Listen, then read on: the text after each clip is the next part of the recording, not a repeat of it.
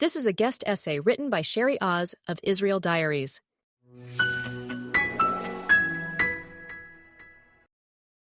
From the time of the 1990s Oslo Accords, we have a new people, the Palestinian Arab people. While many pro-Israel people deny the existence of such, I have come to accept it. Even though in the 1980s, then Arab member of Knesset, Israel's legislature, Azmi Bishara, for one, said there is no such thing as a Palestinian Arab people. I do not think there is such a thing as a Palestinian nation. I think there is an Arab nation. I always felt that way, and I did not change my mind. I do not think there is a Palestinian nation. It is a colonialist invention, Palestinian nation. When were there any Palestinians? Where did they come from? I think there is an Arab nation. The contemporary divisions of nations and countries is a modern invention. It was always a very fluid phenomenon, and probably will remain relatively fluid for the foreseeable future. Not one country can claim to exist in the same form throughout all of human history, recorded or otherwise. Innumerable examples can be given for belligerent modification of national boundaries and division of larger countries into smaller independent states along ethnic lines, such as the former Yugoslavia. In this case, the international borders external to the former Yugoslavia remained unchanged through all of this. Even more interesting is the fact that throughout history, peoples have arisen and peoples have disappeared. Keep that little point in mind. When I examine what has happened in the Middle East, I see a land marked by waves of migrations into and out of the area, depending on droughts, productive growing seasons, and desire for control over routes between Europe and Asia in both directions. Imperialists and colonialists came from Greece, Rome, and Saudi Arabia, all set on conquering and gaining power, influence, riches far from their lands of origin. The latest conquest, the Arab conquest, in the 600s to 700s, led to many indigenous tribal peoples across the Middle East and North Africa being forced to convert to Islam, thereby losing their vibrant and unique spiritualities and traditions, and in some cases their languages. Those who now call themselves Palestinians were either part of the colonizing Arabs, or they were forced converts from Judaism and Christianity who became interwoven seamlessly within the fabric of Arab conqueror colonial society. In the first half of the last century, nationalism was an unacceptable Christian European implant into this region, and pan-Islamic identity was the more pervasive attitude. With time, national identities grew, and Muslims began to acknowledge the borders and the new country names that define them.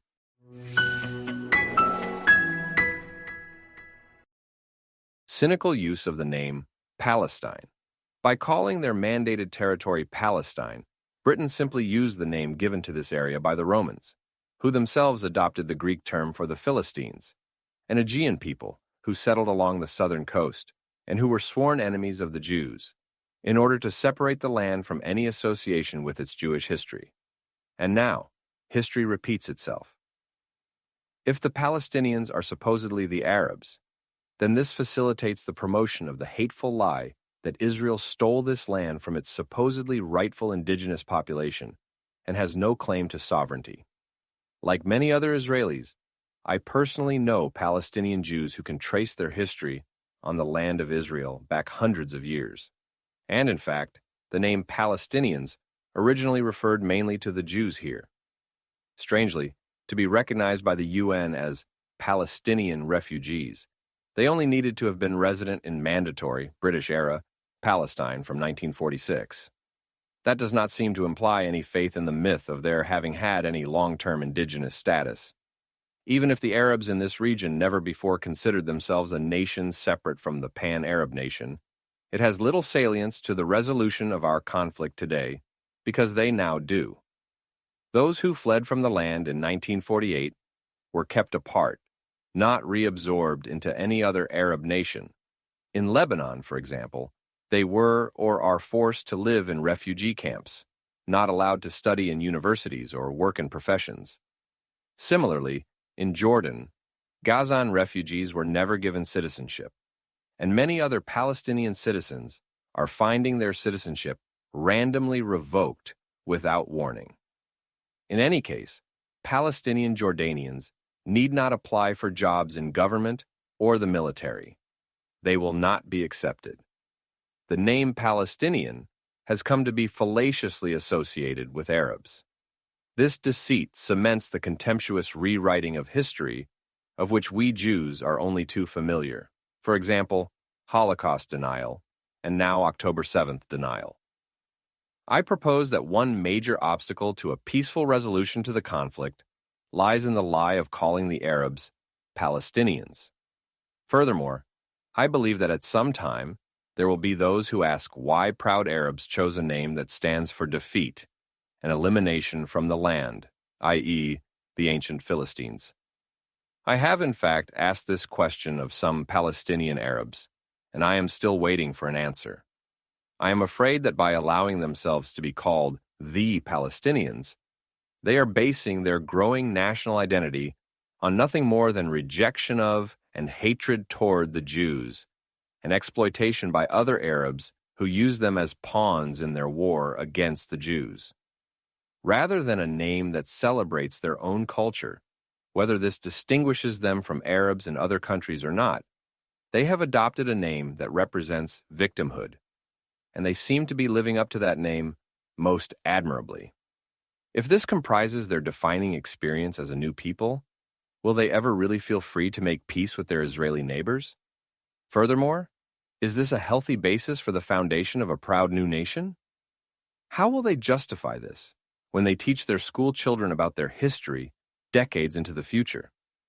To build the kind of society that their kids deserve, those who now call themselves Palestinians must be able to imagine a prosperous society in which education, good jobs, and raising healthy children are their dreams. Such dreams will appear when adults stop seeing in their mind's eye only the ashes of the society they seek to destroy. If, God forbid, the Arabs did succeed in destroying Israel, what would remain of the Palestinian identity that coalesced around the idea of destroying the Jewish state? Without Israel, would the Palestinian Authority turn into the quote-unquote state of Palestine they try to convince the world already exists? In other words, would it persist as a distinct political unit, or would it merge with Syria, since they have always claimed to be the southern part of that country? Or would the neighboring states, Egypt, Lebanon, Syria, and Jordan, each take bites out of the land and either peacefully or in war divvy it up among them? In other words, would the demise of Israel mean the demise of Palestine? What would pro-Palestinians on foreign campuses and in the streets of the Western world do then for entertainment? I really want to know. But I don't want Israel to disappear in order to find out.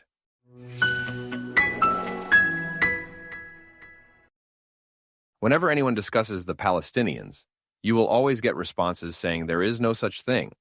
They are a fiction created only to destroy Israel, as if by saying that, the problem with those who now call themselves Palestinians is soundly taken care of. That's it. They are dismissed. All gone. But all that gets us is a yes we are / no you are not argument, which goes nowhere. So let us take another track. Just like we Jews do not allow non-Jews to define us, I will not tell these people who now call themselves Palestinians what they are and who they are. But their stance in defining themselves as the Palestinian people has consequences for them. First, let us remember that throughout history, peoples have arisen and peoples have disappeared. Where are the Hittites? Where are the Edomites? Where are the Incas? And there are so many more that have come and gone. We learn about the cultures of those who disappeared by what they left behind to be discovered by archaeologists. City ruins, temples, coins, sculptures, writing on walls of caves or clay tablets or papyrus, anything that could survive the ravages of time and the elements. Therefore, there were probably other peoples who disappeared without a trace, because they apparently created nothing that could leave a trace? Are the Palestinians another people who will come and go in march of history? Will they occupy a page or perhaps a chapter in a future book of the history of the Middle East? If so, what evidence of their presence will they leave behind? Or will they do something so remarkably uncharacteristic that it will ensure that they emboss themselves permanently on the land and in history? It is totally up to them.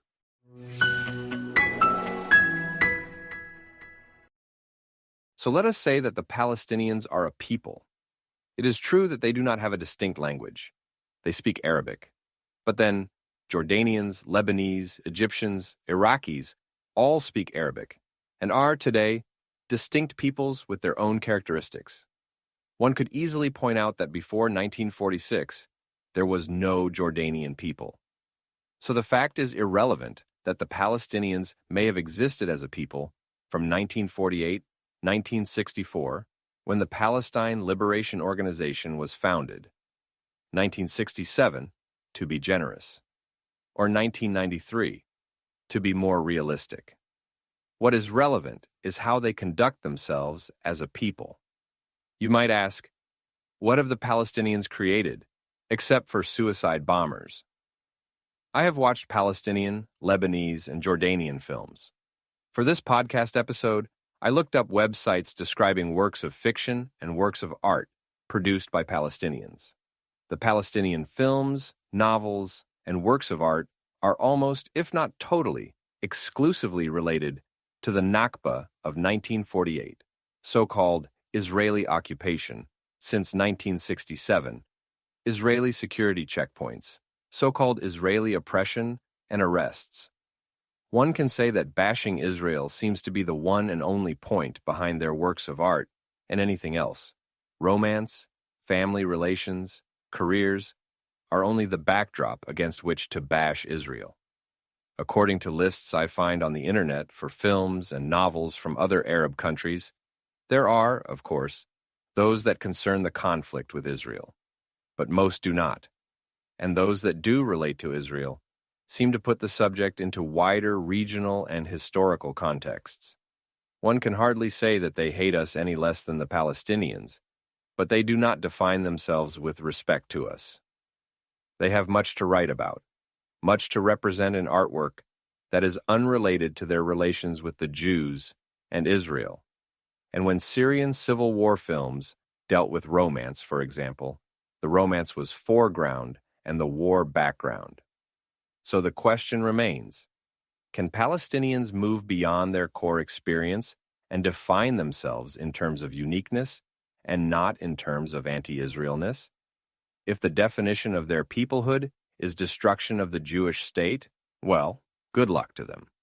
If they allow themselves to be called by the name of a people who no longer exist and who were eliminated off the face of the earth, the Philistines, well, maybe that is their destiny as well. Not my concern, but it should be theirs. I want to change the conversation from just saying there is no such thing as Palestinians to discussing the choice before them.